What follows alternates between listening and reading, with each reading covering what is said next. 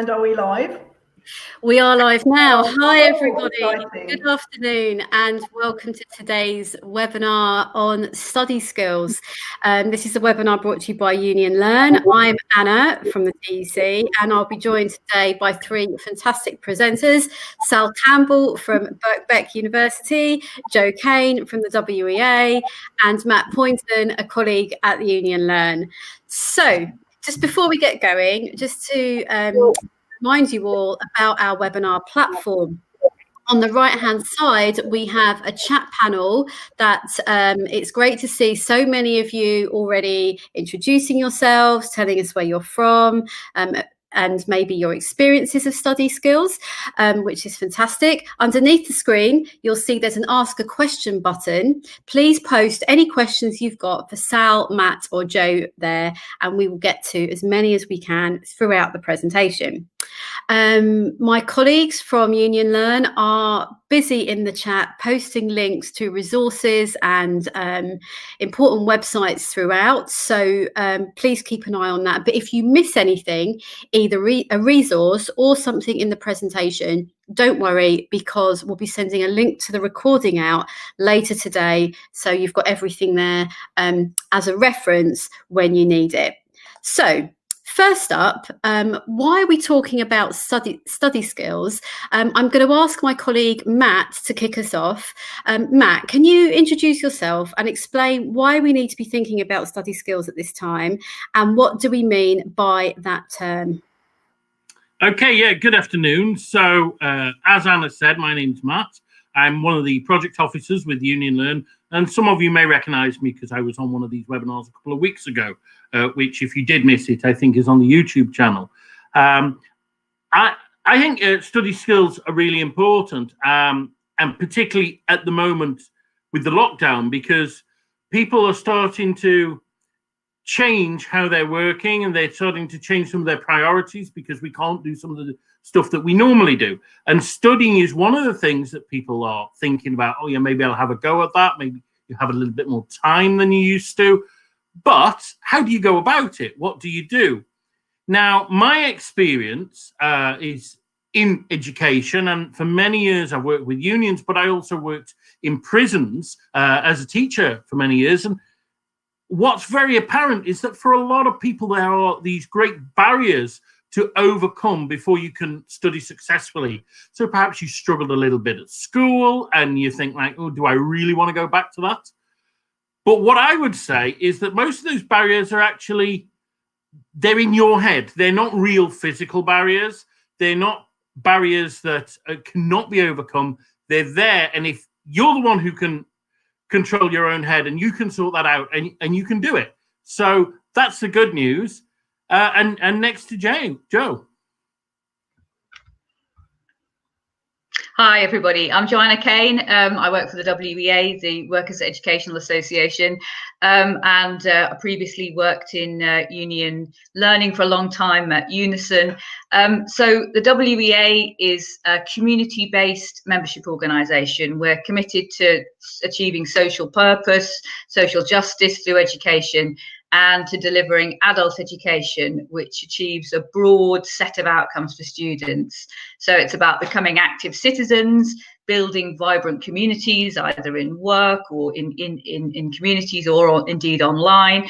And many of our students face, significant disadvantages, either as low-paid or precarious workers, as migrants, or as often older people who are facing particular challenges right now around social isolation.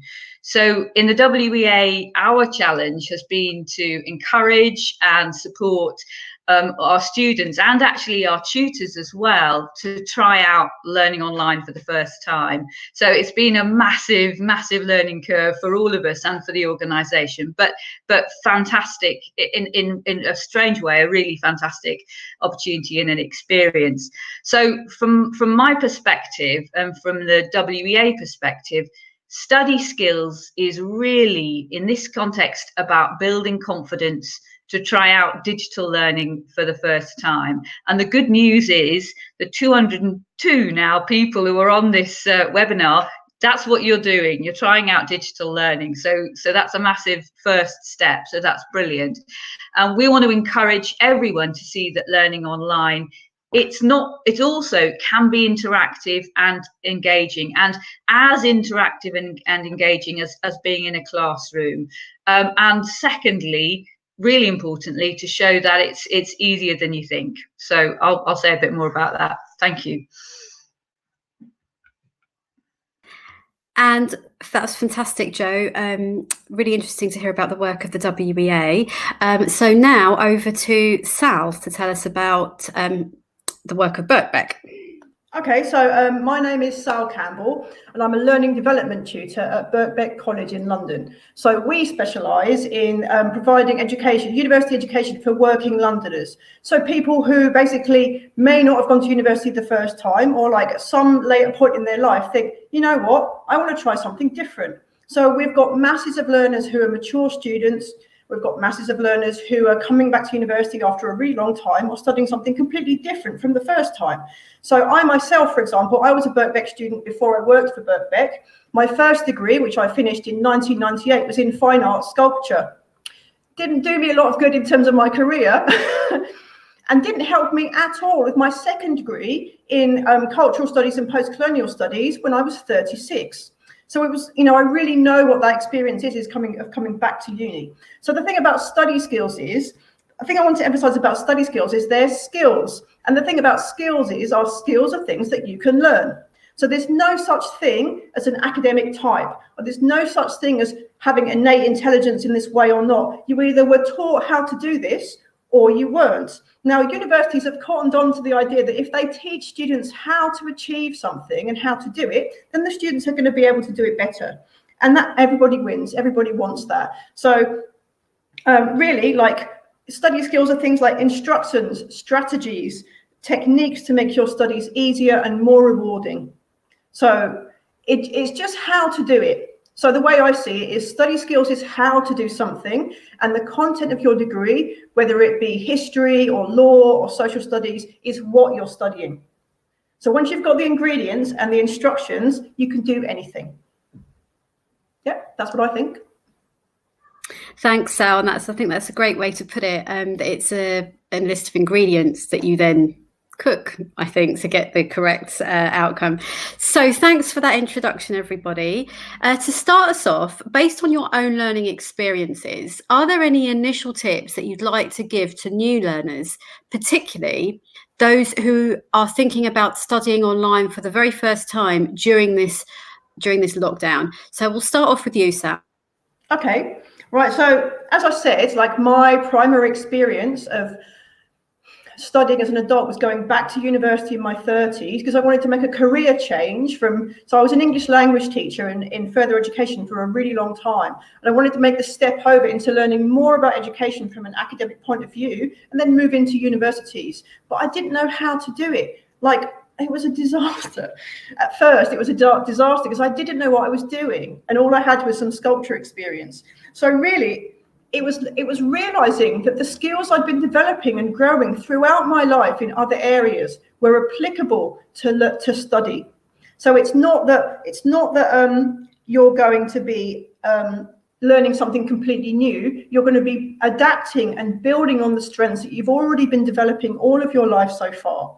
So, you know, you can think of this idea of adaptation, things like, you know, reading the syllabus of your course before you start going on. It's a bit like scanning the contents page of a book. You know what's going to happen, so you're more prepared for it. Or things like, you know, I would ask everybody in this workshop so far, have you Googled anything this week? It's likely that you have. You've just done research when you're comparing products, you're evaluating and judging. These are skills that you already have.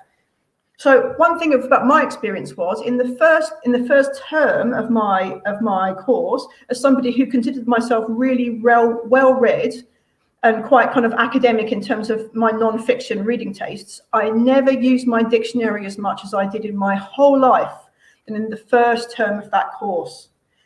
And I thought, because initially I thought, I don't understand what this reading's about. I don't know what they're saying. And then I finally realized what I wasn't understanding was the vocabulary, the disciplinary vocabulary about the subject. So it was really, really very humbling to have to use the dictionary all the time, but it helped me not just because it wasn't the words that I didn't understand, it was the concepts. So you're coming to university to learn something new. Of course, you're not going to know about the ideas in that subject. That's why you're studying, right? So once I got over feeling like I should already know this, I was able to learn more about the subject, and it worked. So I could adapt the way I might Google something I don't know in normal life to my studies. So yeah, really, it's just about what are the instructions. Once you know what the recipe is for an essay, you know what the recipe is for a report, you know what reflective writing is meant to look like, you're able to do it. So much in the same way as if someone told you to bake a cake and no one had ever given you a recipe before, it would go quite badly wrong. Of course it will. But if you have a recipe, if you've got instructions, you're able to try it out. But also, let's not forget that the first time you do anything new is often a little bit of a disaster. Like the first time you make a cake, the good cake is the second cake, right? Because you work out there's too much sugar here, it was in the oven for not quite long enough, there wasn't enough liquid, it was a little bit dry, and the second time you're better at it. So allow yourself to basically cut yourself some slack. It's not going to be perfect the first time, so allow yourself to go through that trial and error learning process to really build your skills and have a little fun doing it. Like, it's an experiment. And the final thing is, so I really struggled on my master's sometimes, but I absolutely loved it. It was really hard work, but it was so rewarding. So let's not forget that the root of the word school, for, in the Greek, means leisure. So it's something I'm doing for a kind of pleasure in my life. So it might be a bit of a workout, but it's also incredibly rewarding. So something doesn't need to be easy to be something that is worth doing as well. Okay, who am I passing on to? You're passing on to Joe next, but that was fantastic, Sal. Really great inspiration there. Thank you. Over to you, Joe. Thank you. Thanks, guys. So key points for me about studying and actually interacting online as well. The first time I was involved in a webinar, and I'll say a bit more about Zoom in a minute, because in the WEA we've done a lot of work on Zoom. But I just remember it being really quite intimidating. And I remember the first interaction I was involved in, I completely froze. My words got all jumbled up. Things I could do fine in a face-to-face setting on screen, it just felt very different. And I think it's as you've just said, Sal, it's normal to feel like that, and it's just a step you need to go over.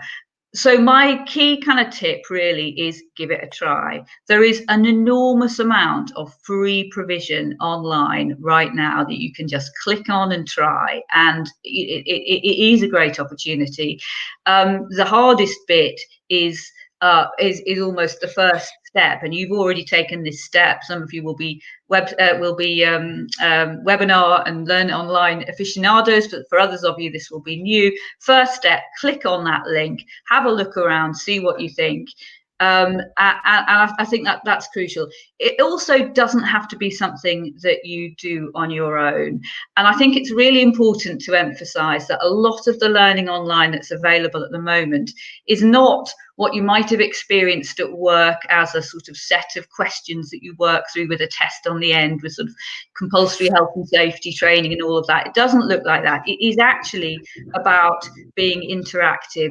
And actually, this is an opportunity to create new communities, especially if you join a class which perhaps is meeting once a week for several weeks. So really and truly, learning online can be about tackling isolation, not about reinforcing it and doing something on your own.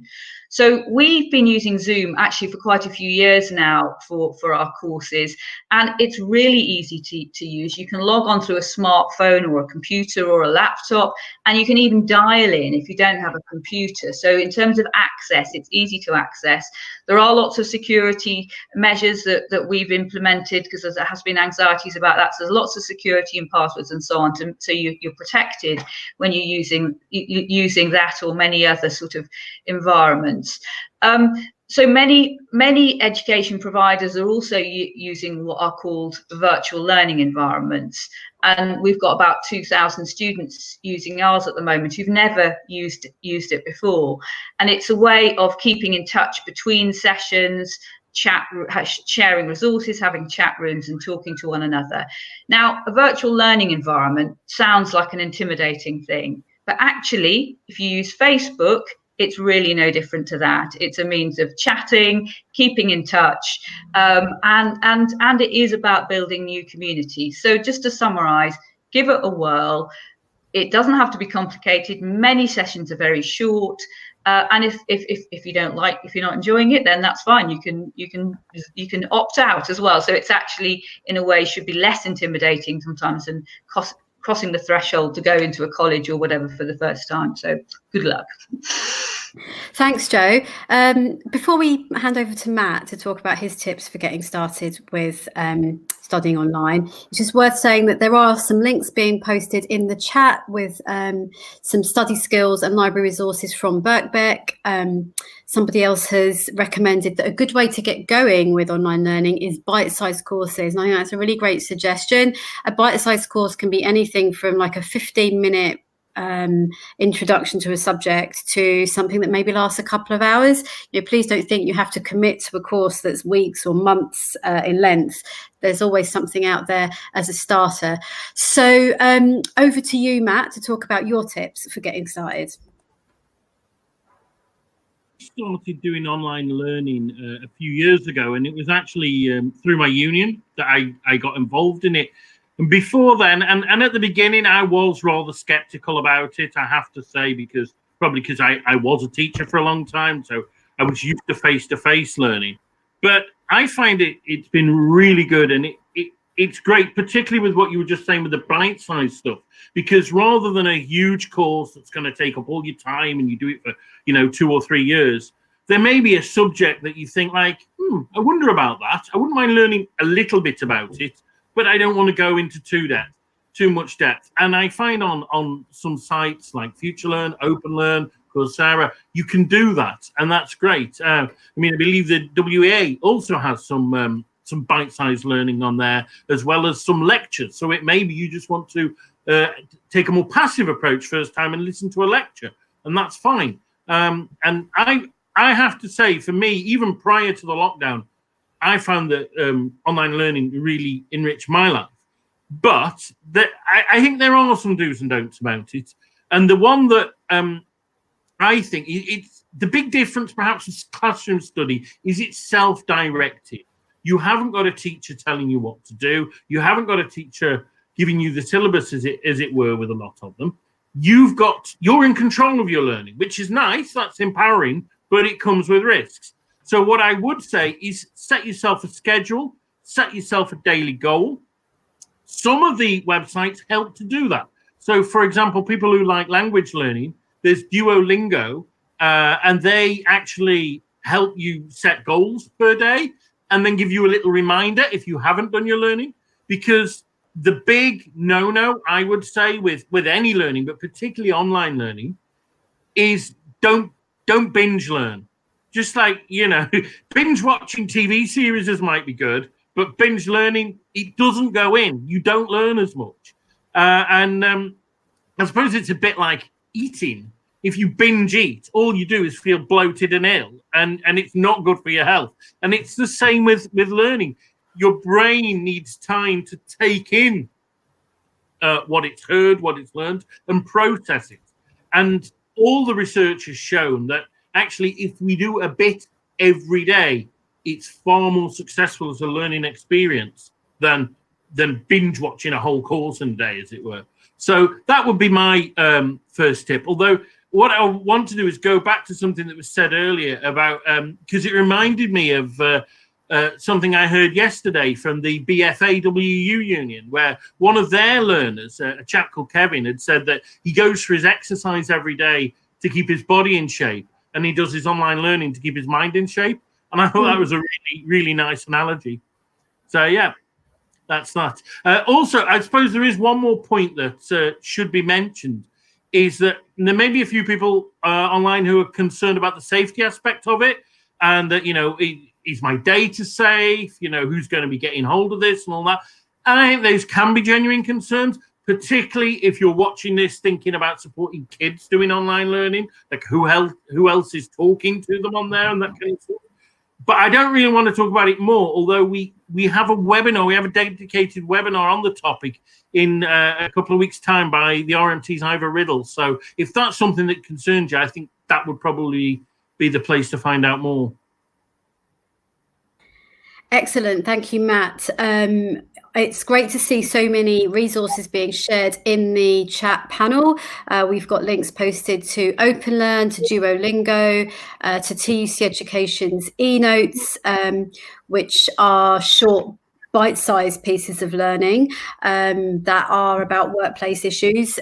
We've published 3 this week about issues particular to COVID-19. So do take a look at those if you can. So moving on, next question is for Jo. The WEA works with a lot of people who are new to learning and perhaps not so confident in traditional learning environments. Considering the current COVID-19 lockdown, what tips would you give to anyone who is considering doing some learning but isn't sure how to go about it? Okay, thank you. So, I mean, obviously people are in different places, and for some people it's a massive jump because they don't have access to don't have a laptop or any access at all. So, you know, in that case, it's obviously more difficult. But I think in any case, a crucial starting point is to ask somebody else who can help. So, you know, I spent some time the other evening introducing my mum to Zoom.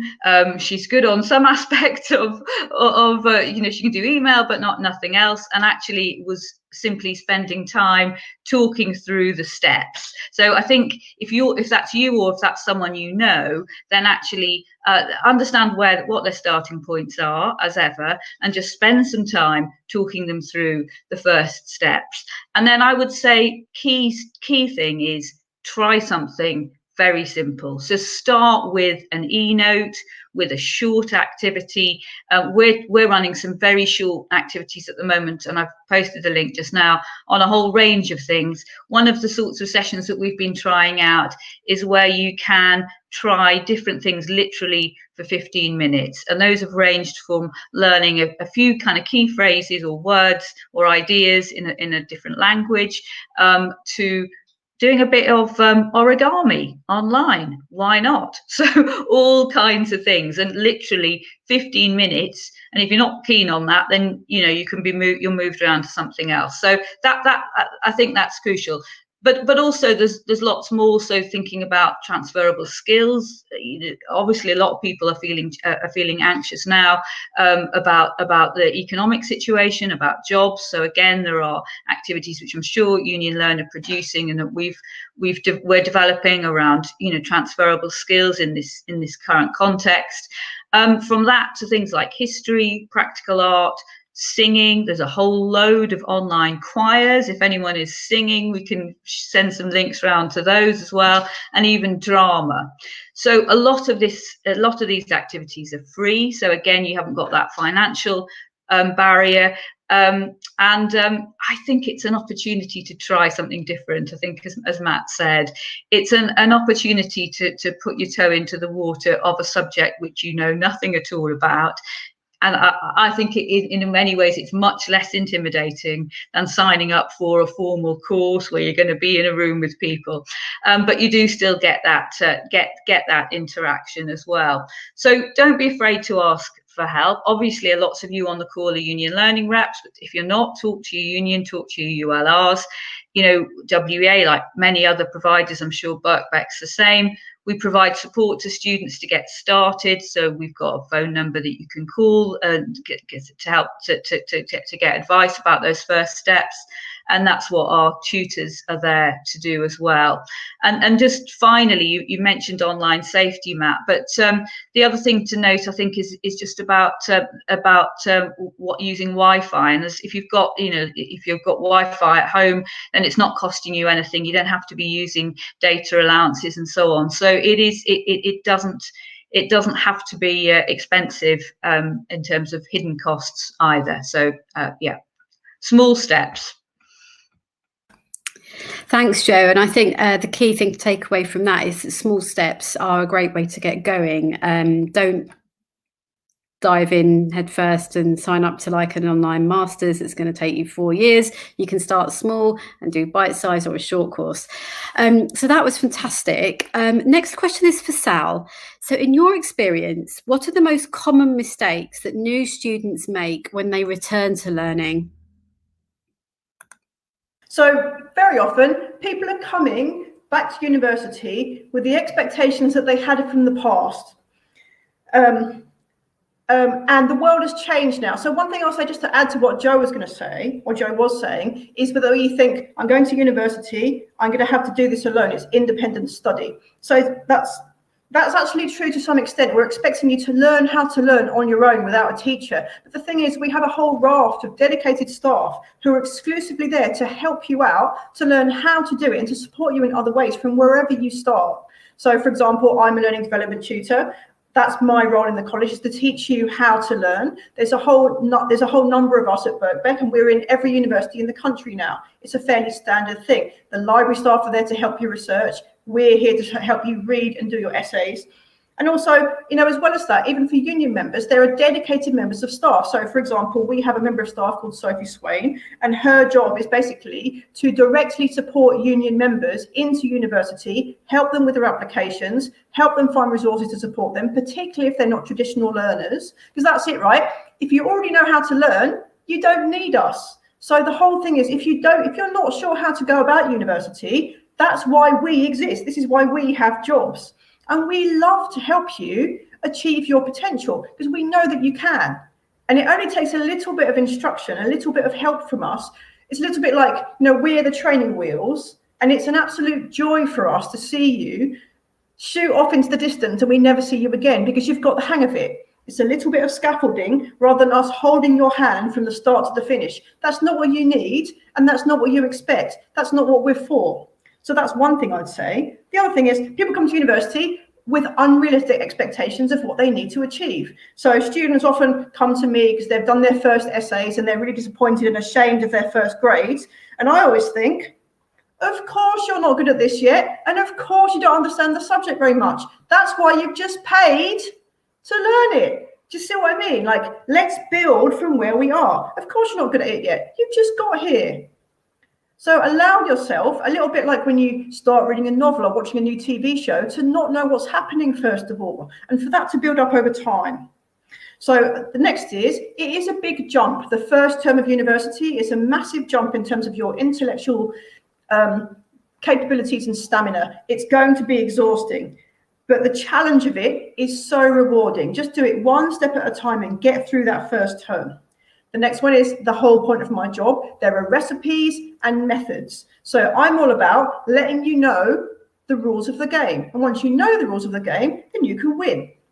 But the thing that you didn't know is that there are rules of the game that you can follow, rather than it being about your innate intelligence and whether you have that or not.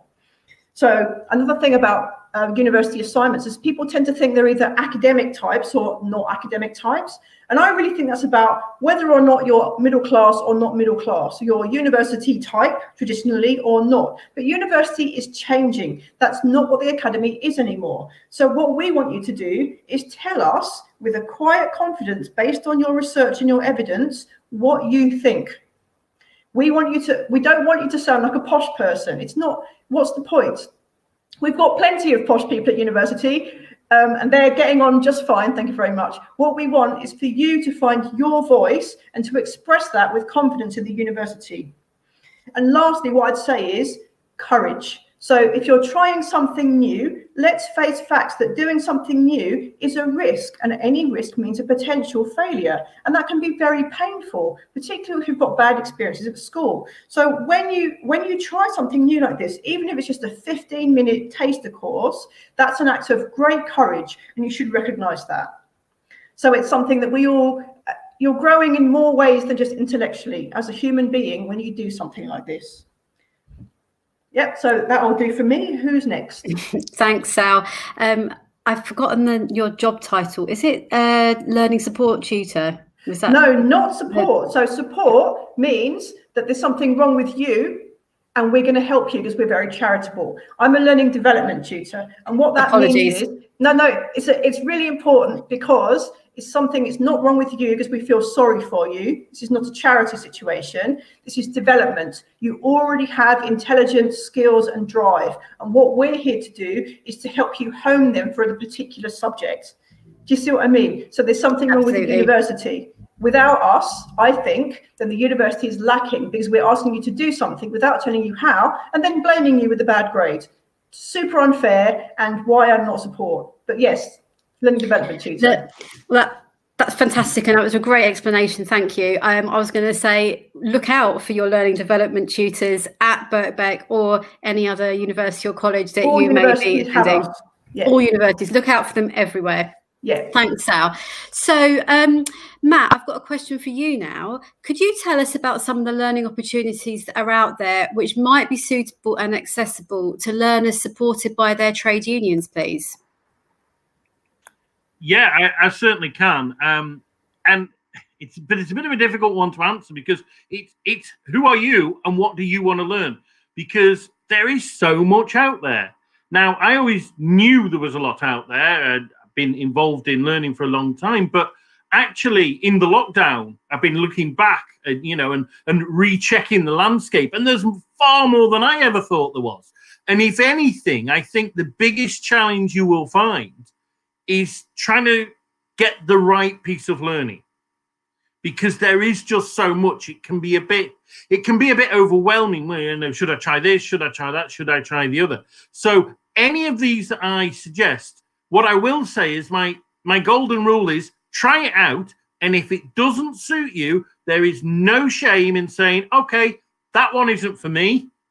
Let's put it to one side. Let's try something else, because as Sal said, it's not that you're stupid or anything. It's just that's not the course for you. You're not at that place at the moment. So it could be that the course is way too easy for you. It could be it's way too difficult. It could be the subject isn't what you thought it would be. Or it could be that actually it's not a very good quality platform and they're not offering support, because I think support should be offered and the good ones do offer it. Now, so whatever I'm going to say next, bear that in mind, that even though these may or may not suit me personally, they may suit you or they may not. For me, on a personal level, I really like FutureLearn and Coursera. FutureLearn and Coursera are very, very similar platforms. Coursera's American, FutureLearn's British, and it's actually run by the Open University. And what they do is they offer university-level courses for free, and they're run by different universities around the world. So say, for example, you might want to learn Japanese, and it's a Japanese university teaching you, and there is tutor support in it. So it's a really quality product from that point of view. There's also Openlearn, which is very similar. That is also, as the name suggests, part of the Open University, but they do all the courses themselves. So it's all Open University courses there. And if you're looking for kind of university level stuff, you're looking to try something different, as we talked about before, dip your toe in the water, they are really good at that level. Languages, I would always say Duolingo is a bit of a first stop for most people. At the moment, I'm doing Spanish on Duolingo, and I've been going at it for a month now, and I've learned well. I find it really suits me. Duolingo is a website that works on the spaced repetition theory, which is basically, as I was saying about before, you do a little bit often rather than binge watch, as it were. So Duolingo, you do a placement test. So if you have a bit of knowledge in a certain subject already, it will put you in the right place, and then you carry on from there, and you do a lesson or 2 lessons or however many lessons you're comfortable with a day. And it's available on your phone, it's available on your iPad, on your laptop, and it reminds you if you haven't done it. So I think that's a really good one. For more basic skills, I think the Khan Academy is good. They have a lot of very basic courses that are accessible, they're easy to use. National numeracy, although of course that is only numeracy, it's not literacy. And there's an organization called the Good Things Foundation. It's an American charity, and they have a suite of basic courses that are good. Citizen Maths is another numeracy one. That's only at level 2 though. Then there's Pearl, which is run by the Open University. But there are loads and loads others. I mean, we've got Joe here from the WEA. Just go on their site, have a look at what they offer. There's lots of stuff. You know, I've been trying out some of their lectures, for example, which is quite interesting. There's one tonight. And also, you know, what about your unions? I mean, with the TUC, the one thing we should say is that lots of different unions have some really good offers that they've negotiated for their members. So they may have their own online learning platform, or they may have negotiated something with an external organization such as Ranks or Litmus Heroes, somebody like that. So see what your union's offering. And the great thing with the union route is that you have that support there, because what we offer as unions that's different to anybody else is that network of ULRs who are trained and who are passionate, and they're around the country. And even if you're not in the same office or the same factory as them, they're only on the end of the phone or on the end of an email. So, you know, really use your union resources. That's what we're here for. But as I say, you know, just do the course that's right for you. And if you are struggling, and this is my final point, if you are struggling, there is no shame whatsoever in asking for help. You know, you're not thick, you just weren't taught, is how I always phrase it. And you do get better. I mean, I like the idea about the cake. You know, the first cake's always bad, the second cake's the good one. 20 years ago, I started doing some creative writing, and I wrote a novel. And during this lockdown, I actually reread it, and it is so bad. It was unbelievably awful. If I was a tutor, I'd have looked at that and said, this guy is never, ever going to have a future in writing. But you know what? You improve. And the second one was much, much better. So, yeah, you don't worry about it. Thank you, Matt. Great to hear about your adventures with creative writing. Before we move on to taking some of the questions that you, the viewers, have been submitting while we've been speaking, it's worth just mentioning how brilliant union learning reps are, because a little bit of discussion in the chat panel here that someone is saying that union learning reps are the backbone, well, reps in general are the backbone of the trade union movement. I think that's absolutely right, and it's a point worth emphasising. And remember as well that union learning reps do change lives through learning, by bringing learning to the workplace and really making a difference to everyday lives of people in ways that perhaps a few years ago were unimaginable. So yes, thank you to all reps and union learning reps. So we've had some questions submitted by viewers. Let's have a quick look. Okay, a question here. I'm helping a member, so I'm presuming this has been posted by a rep. I'm helping a member who suffers with anxiety with their online studying, but they keep looking at their colleagues' progress through modules and feel silly for not being as quick. What advice would you give to anxious students? So I'm not sure who wants to go first. Sal, perhaps, because you spoke the least recently. Okay. I kind of want to pass on to Jo about this to make sure that she gets some airtime on this, because I think you're really going to have some useful things to say. But one thing I would say is, what are the conditions in which your colleagues are studying? So at Birkbeck, for example, we have students. So when I was studying, I had a part-time job and I was studying the rest of the time. So I studied all of the time that I had available, but lots of my colleagues were studying alongside working. They were studying alongside having children to take care of. And in the lockdown, we just do not know what the conditions are. And you also, all you can see is that your colleagues have looked over those things. It's a little bit like in an exam, when you see the person next to you scribbling wildly, you've got no idea about the quality of what they're saying. So in a way, we can build the situation up into which, like, they're in the same situation as us and they're getting more done. I'm failing even though I should be doing better. And they are definitely cleverer than me. These are all stories that aren't true. Do you see what I mean? We just don't know. So in a way, that anxiety is something that we learn from being very small children about the number that we get or the letter that we get attached to our studies is a mark of our value as a human being. And it's just not the case. It's just not the case. So let's go back to the idea. So we're in this very kind of meritocratic society now where the value of learning is based on the grades rather than the experience of learning and what you got out of it. So it's understandable, but it's really an unfortunate, for me, it's an unfortunate part of this meritocratic system in which how good you do is more important than what progress you're making as a human being. And that's the most important thing.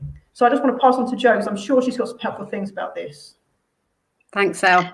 Well, I'm going to start by shouting out what Brandy has just said on the chat, which is, like Facebook, don't judge by others, highlights and so on. So, and the second thing I would say is often learning is about quality, not quantity. So it's about what you're looking at. But thirdly, I mean a lot of what we do is not accredited, but we do lots of English and maths and ESOL, English speakers of other languages especially, which is accredited. But for us, and I think for Birkbeck, I'm sure as well, it's about the individual's journey. It's about understanding where, the colleague that's anxious is starting from. Now, if your colleague is brand new to this, then actually they're not going to be doing the same amount of content necessarily than other people's, but what's the feedback that they're getting from the tutors? Are they getting positive feedback? Are they able to sort of respond to that feedback? Because actually that's the important thing. So it's about that individual's progression. Many programs you don't have to complete in the same time scale. So as Sal says, it's about the circumstances as well. But I would say, ignore the noise, focus on where you are, and take the steps that you can take. And each one of those is progress. So progression, we often talk about progression, suggesting it's like you start here and you go on and on and up and up. But progression is often in very different directions, into different types of courses, into practical experience and so on. It doesn't have to be a straight line up to higher education and so on beyond. It can be just about continuing to learn. Thank you, Jo. Matt, did you have anything to add on that question, or should we move on to the next one? Just one short point. It was the mention of anxiety. And yeah, we all feel anxious sometimes, no matter what other people's experiences are. And actually, prior to this this webinar, I was feeling a little bit nervous, and so I went on and watched a 2-minute laughter yoga video, which really relaxed me. And there are loads of things like that you can do that can just relax you if you are feeling anxious, because whatever other people do, we all feel a bit anxious sometimes. And actually, I don't have the link, unfortunately, to that video, but the chap that did it, he's doing a laughter yoga webinar for us in a few weeks' time. So perhaps if he's on here, he would have the link. I don't know. But there's a whole series of just 2-minute videos on a little relaxation exercise. I'm sure we can dig out a link to that if perhaps to promote the webinar in a few weeks. So there's a question actually I can answer now, perhaps before handing over to the others, because it's specifically about TUC training. So it asks, will the TUC be running Zoom classroom courses for reps and members to access over the coming weeks with the lockdown situation? Yes, we are running reps training. We're using online materials supported by either Zoom or Microsoft Teams discussions and virtual classrooms, essentially. You can check out the TUC Education website, which hopefully one of my colleagues will post in the chat in a minute. We've got a section called Courses in Your Area where you can see what is available. That is specifically for reps training. I understand there might be some mental health ones coming in the near future, but they're not yet posted. So do watch out for those coming up. Okay, another question for our panel. Just 1 second. So where has it gone? It's moved. Okay, so the question is, there are a large number of online learning options, but what is the best way to get some help and support on finding out which of these is most appropriate to what you want and need? In short, what information, advice and guidance is there available around online learning? So absolutely, if the choice is overwhelming, how do you make the right choice for you? Jo, do you want to go first?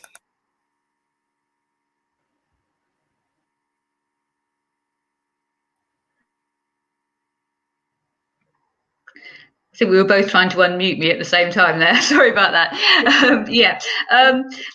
So how do you make the choice? It's a really good question. There are different providers, Birkbeck, OU, etc. do have kind of websites, obviously, where you can search by different subjects. So it's often a good idea. For example, the way we do it is that we try to sort our courses, which are very varied, 50 odd subjects. We're moving towards sorting them by the sort of outcomes that you will achieve through that, but also by sort of broader topic area. So I would start by really working those websites and actually using the search engines. The more specific that you are in terms of the search engine, the way what you put into Google or into a Birkbeck site or whatever, the closer you're going to get to what you want. I think obviously make use of your Union Learning reps. If you've got Union Learning rep, ULRs often have information about courses in your locality.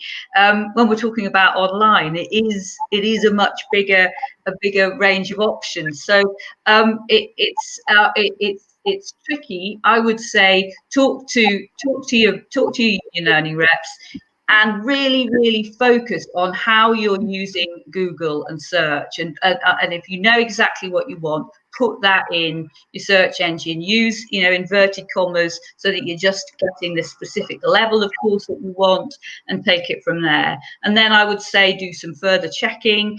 What are the requirements, what's needed of you, what are the charges and all of that, so you can begin to whittle it down. So I think you just have to plan it like a campaign, be very methodical, do some research, and don't expect that you're going to end up on the perfect thing course straight away. Actually, sorry, I think you're muted now, but just one other thing is the National Career Service, also a useful one. National Career Service have a massive range of activities. So again, that's a good tool if it's work related in particular. Try NCS websites. I think Department for Education also have websites as well.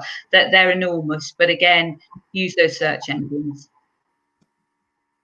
Thanks, Jo. And yeah, this time you'll all be able to hear me.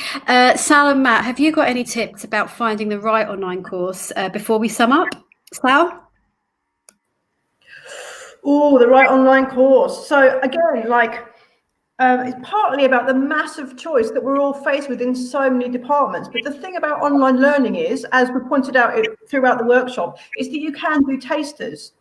So again, to back up what Jo said, use the website, see what's on the syllabus. So let's say you're learning for pleasure, but you find when you look at the syllabus, you're not really interested in any of the reading in the syllabus, or you're not interested in what the modules are, then you can cross it off the list. So like any other big investment of time or energy or money, do your research beforehand. But also, if you possibly can, do tasters. And what I would say in terms of the various courses, and you can regard lots of free online courses as tasters throughout. And what I would say is, if it's vocational, first of all, check with the employment body that you want to work in. So, for example, lots of our students, they want to be therapists, like counsellors, but sometimes they have an accident and they do a psychology course, which does not lead to the qualification that allows you to do that. So is the course that you want to do going to get you where you want to go, if it's vocational? And if it's for pleasure, is it going to meet the pleasurable requirements? And if you're doing it for pure pleasure, then if you're not enjoying it, if pleasure is not forthcoming, then drop it. Do you see what I mean? But one thing I would say is a caveat to both of these in terms of is it helping or is it pleasurable, is give it a good go first. Like, it'll take a little while to get into something, a little bit like a good novel. You see what I mean? Give it a bit of time and allow yourself that confusing struggle at the very beginning, and eventually you'll be able to tell, oh, this is working for me. It's starting to sink in, or I'm really starting to get into this, or you're not. So give it some time. And once you've given it a good trial of a good few weeks at the very least, then you can assess it and decide this is the one or this isn't the one. So if you're going to invest in a university course, for example, do some short courses first. And that will allow you to see, oh, actually, this is not what I thought it would be like. Actually, it's really dry and boring, or it's much more difficult than I thought, or it's got much more mathematics than I thought there would be. And therefore, you know that the course you're planning on investing in, like £9,000 or £27,000, isn't maybe quite for you. So invest that time before jumping in. That's really the only way. So the usual pattern, do your research, give things a try, and then if they're not working, have the courage to change direction. Because sometimes that change of direction is what you need to do to get eventually to where you need to go. Absolutely, Sal. I think that's great. Don't be afraid to make a mistake in the first instance, really. So, Matt, any tips on that before we sum up? Well, not many. I was looking in the comments at the side, and there was some discussion of learning styles, and someone said check your learning style out. Somebody else said, well, they've been debunked. Whether that academic debate is probably still going, but we do learn differently. I mean, that's without doubt. And so, for example, for me, some people are planners, some people are checkers. My methodology is I give it a go, and if I don't like it, I get rid of it.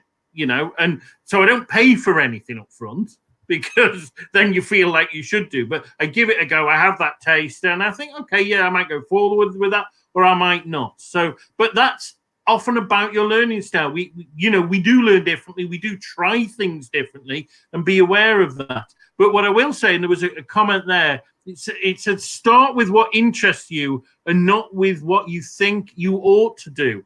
And I think that is so true, because and it goes right back to our school days when we're told to choose our GCSEs and like, well, which are the GCSEs that will get you the job that you want? Do you even know if that job will exist when you enter the world of work, And you don't. And how do you know which job you want when you have no experience of any job? So you don't know anything about half these courses that you've been expected to choose. Do what you enjoy. Do what you enjoy, and the rest will fall into place. Thanks, Matt. Right, before we go, and within the next couple of hours, we'll start our long bank holiday weekend. Just ask, yes, I feel the same, Sal. Just to ask everyone just to sum up and maybe leave us with some inspiring words to embark on the weekend. So over to you, Jo. Okay, so just very briefly, I think that what we're all learning now about online learning, and what we're all experimenting with, means that the future is going to look very different to where we've been so far. And that's a brilliant thing. And I think particularly as we reflect on the way many hundreds of thousands of people are working already in terms of very precarious work and so on, and people having multiple jobs, learning has to adapt and be relevant to those adults along with everybody else. So actually, this is a beginning of a new way of working which reflects realities of people's lives, and that's a real positive. And we'll all be doing a lot more online learning, building a lot more online communities, and bring it on. Thanks, Jo. Any final words, Sal? Okay, so just to back up what Matt was saying, I really agree. Like, we do things because we think they're going to be helpful for our work, and sometimes we do things that aren't always pleasurable all the time. But if there isn't some degree of pleasure in what you're doing, then you'll fail, because you won't want to do it. You'll have no motivation. So in a way, like, let's not forget, like, learning is about, in a way, trying to cultivate this joyful curiosity in knowing how to do something better, or just knowing something else about the world. So allow yourself to have that pleasure. So like, and also this thing that Jo was saying about adapting. So the thing that makes the humans distinctive from other creatures is that we can adapt. We can adapt both tools and intellectually to new circumstances. We live everywhere in the globe. because we're able to adapt to anything continually. So in a way, learning how to learn is a way of future-proofing your life. You're always going to be able to cope with the new circumstances if you train yourself to know that you can always learn the new skill you're going to need to learn. This is what everyone's having to do continually. So, and I can tell you from the experience of everybody here, apart from possibly Joe, who's been using Zoom for a long time, we have all had disastrous experiences with Zoom in the last few weeks as we've allowed ourselves to work out how on earth we run universities without university. We've had a terrible time and it's been hilarious. And now we can do it. Do you see what I mean? We've adapted to this new circumstance we've found ourselves, which is unprecedented. And actually, it's been quite fun at times. It also has been stressful. But when you allow yourself to learn how to learn, you allow yourself to embark on this grand adventure for the rest of your life. That'll do for me. Fantastic words, Sal. And Matt, final few words from you. Okay, my final piece of advice is just dive in and try something new. The other day, I was scanning through the Coursera website, didn't know what I wanted to study, and I saw a course on the Talmud. I'm not Jewish. I didn't even know really what the Talmud was. I thought, sod it, I'll give that a go. And I gave it a go, and it was really interesting. I don't want to study it again. I've had enough of that, but I had a great time doing it. And you can do the same. Just find something and give it a go. See what happens. And on that note, thank you all for joining us. You've been a brilliant audience. Thank you to Matt, Joe, and Sal for being a fantastic panel. And hope you all have a nice bank holiday weekend, everybody. A different bank holiday weekend from what we are used to, but hopefully the sun will be with us at least for a couple of days. So see you again soon, and bye-bye for now. Yeah, thanks so much, Anna. Thank you.